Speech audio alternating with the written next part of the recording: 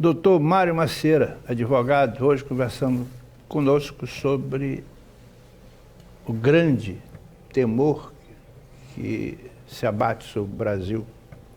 Doutor, às vezes, com tantas afirmações absurdas, com tantas postagens agressivas, desrespeitosas, me parece às vezes que o Ministério Público está um pouco indeciso, com medo não, de mais, vou usar temendo, partir para cima e criar um confronto, seria isso?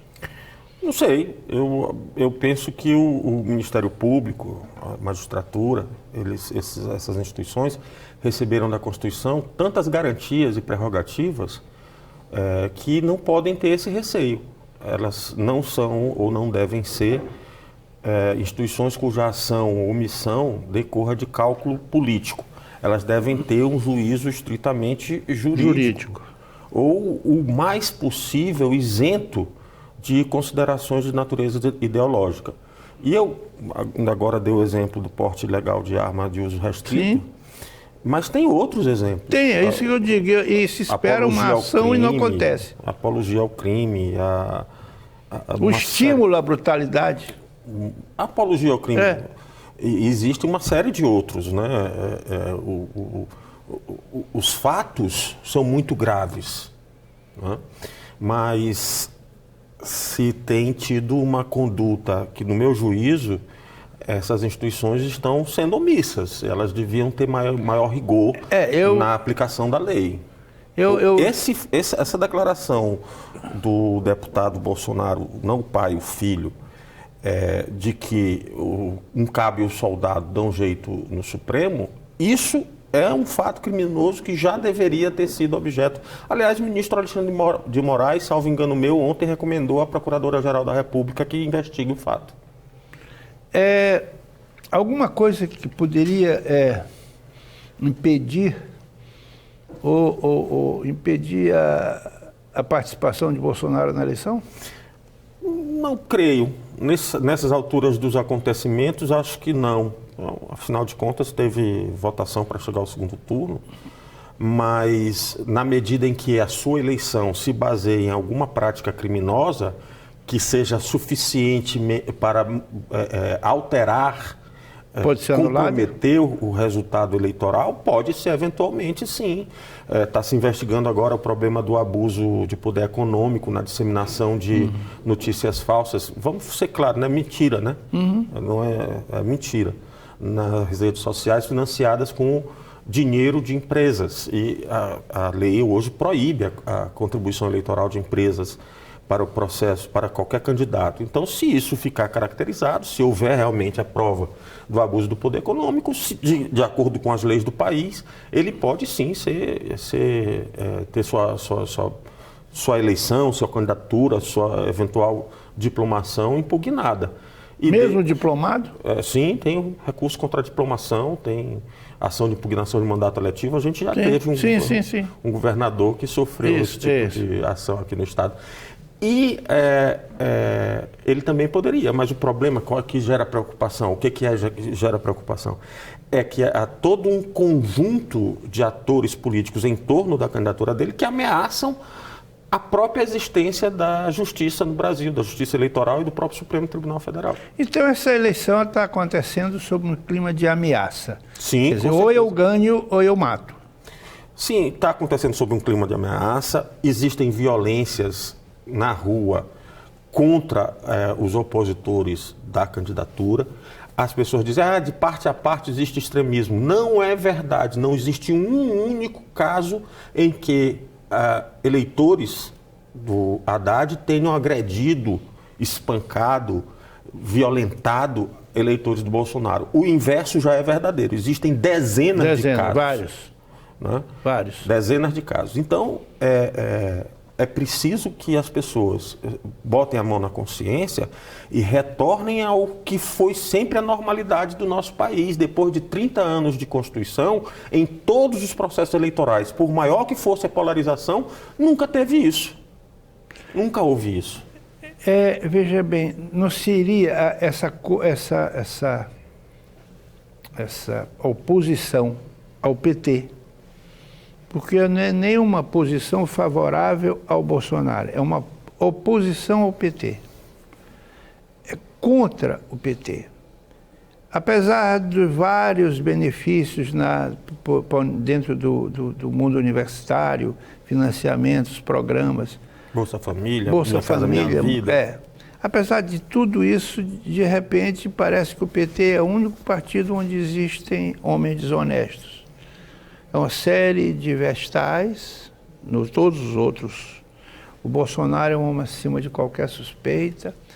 O PSDB esqueceram do PSDB. O PSDB esqueceu de si mesmo, né? Todo mundo só fala agora, todo bandido está no PT, todo desonesto está no PT. E essa oposição ao PT está levando esse moço indevidamente para uma posição de comando que ele não tem capacidade. Bom, isso que eu estou afirmando é capaz de eu sofrer. Sim, com certeza. Várias ameaças. O que é que juridicamente eu poderia fazer?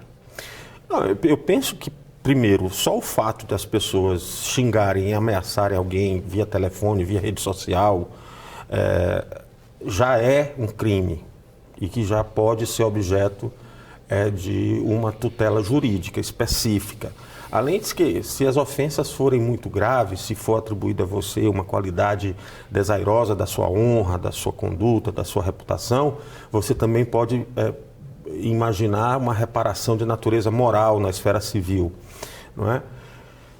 E para isso é preciso documentar, né? É preciso pegar aquelas telas, aquelas mensagens, gravar e depois apresentar como prova numa eventual demanda jurídica. Mas eu acho que o ideal é que isso não ocorra. Claro. É que as pessoas possam debater as ideias no plano de civilidade. Respeitar os contrários, que é o que ele não faz. Sim, você diz, o PT parece que é o único partido que tem pessoas corruptas. Nessa eleição, de todas as pessoas que estão presas em decorrência da Operação Lava Jato, que estão presas, né? O Lula e o Vacari são petistas. O resto, todos, ou são do PMDB, como Eduardo Cunha, ou do PP, que é um dos partidos de proa da campanha do Bolsonaro. Não é? Então há uma distorção. Eu acho que houve uma coisa muito grave no Brasil, sabe, América? A gente não se deu conta, mas nesse processo de apuração ou de combate à corrupção, que é uma coisa que todo mundo deseja, que todo mundo defende, ninguém é a favor da corrupção, mas houve um processo de criminalização da política. O que a população percebeu? Percebeu que não havia ninguém no mundo da política que merecesse seu crédito.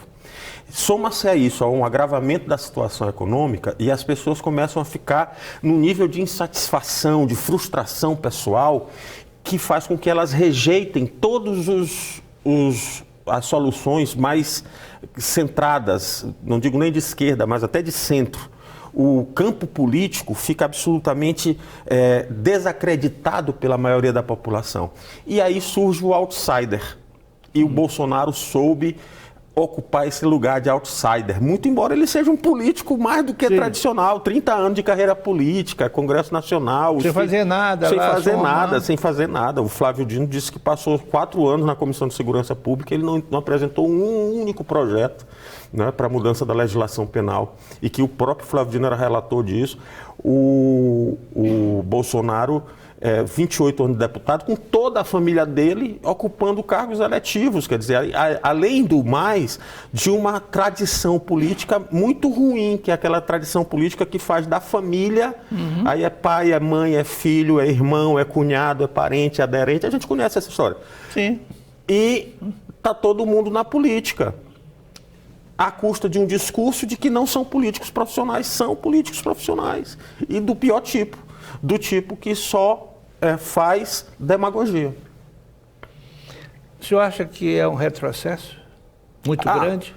Eu espero que não aconteça, eu espero que o povo brasileiro, acho que aqui no Nordeste eu tenho muito orgulho, agora mais do que nunca, de ser nordestino, e muito especialmente de ser maranhense, porque aqui no Nordeste o povo nordestino deu uma demonstração de coragem, de bom senso, de independência, né, e assegurou o segundo turno. Se não fosse o Nordeste, talvez não houvesse segundo turno. Mas o senhor acha que essa discussão já é um sinal de retrocesso, já é o Brasil deveria estar discutindo outras coisas. Ah, sim, sim. É muito triste que nós teríamos que estar aqui hoje defendendo o mais básico, que é a nossa democracia, que é o direito de eu estar aqui dando entrevista para você, sem que haja aqui nos bastidores um censor para dizer o que nós podemos e não podemos falar. Já é isso muito fundamental. Eu fico imaginando, eu sou professor, me orgulho muito de ser professor, sou professor há 25 anos já, e eu fico imaginando como é que eu vou falar sobre direito para os meus alunos num país em que o presidente da República defende tortura, extermínio, morte dos adversários do regime. Eu fico imaginando como é que eu vou explicar para os meus alunos o que são direitos humanos, o que são direitos fundamentais, o que significa a dignidade da pessoa humana, num regime em que os professores estão ameaçados de controle da sua consciência, controle da sua liberdade de ensinar, da sua liberdade de pesquisar, daquilo que a gente chama de liberdade de cátedra, não é? Que é uma conquista civilizatória desde a Revolução Francesa. Não é? Então, eu fico assim, estarrecido com o fato de que nós estejamos em pleno 2018 discutindo o básico. Nosso segundo bloco termina, passou rápido, quando o papo é bom passa depressa. A gente volta já em um instante só.